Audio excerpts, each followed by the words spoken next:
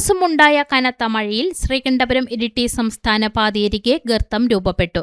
Sreekandapuram SES കോളേജിന് സ്റ്റോപ്പിനടുത്താണ് പാതയോരം 1 മീറ്ററോളം വിണ്ടുകീറി ഗർത്തം രൂപപ്പെട്ടത്.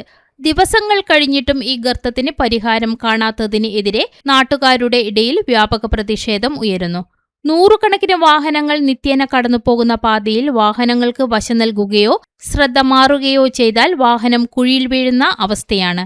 കാൽനടയാത്രക്കാർക്കും ഇത് ഭീഷണിയാകുന്നു. കൊട്ടിയൂർ തീർത്ഥാടനത്തിനായി അന്യസംസ്ഥാനങ്ങളിൽ നിന്നുള്ള നിരവധി വാഹനങ്ങൾ ഈ വഴി കടന്നുപോകുന്നുണ്ട്. വിണ്ടുകീറിയ ഭാഗത്ത് സൂചനാ ബോർഡ് സ്ഥാപിക്കുകയും ചെയ്തിട്ടില്ല. കുഴി രൂപപ്പെട്ടിട്ട് 2 ദിവസമായിട്ടും ഈ കുഴി നികത്താനോ സാധിച്ചിട്ടില്ല. ഈ കുഴി നികത്തി പൂർവ്വസ്ഥിതിയിലാക്കുന്നതിന് അധികൃതർ നടപടിയെടുക്കണമെന്ന് BJP ശ്രീകണ്ഠപുരം മുനിസിപ്പൽ കമ്മിറ്റി ആവശ്യപ്പെട്ടു. തളിപ്പറമ്പ് ഇരിട്ടി സംസ്ഥാന പാതയിൽ കോട്ടൂർ SES കോളേജിന് സമീപം ഈ ഒരു ഗർത്തം രൂപപ്പെട്ടിട്ട് 2 ദിവസത്തോളമായി. നിരവധി മാധ്യമങ്ങളിൽ വാർത്ത വന്നെങ്കിലും അധികൃതർ ഇതുവരെ യാതൊരു നടപടിയും സ്വീകരിച്ചിട്ടില്ല.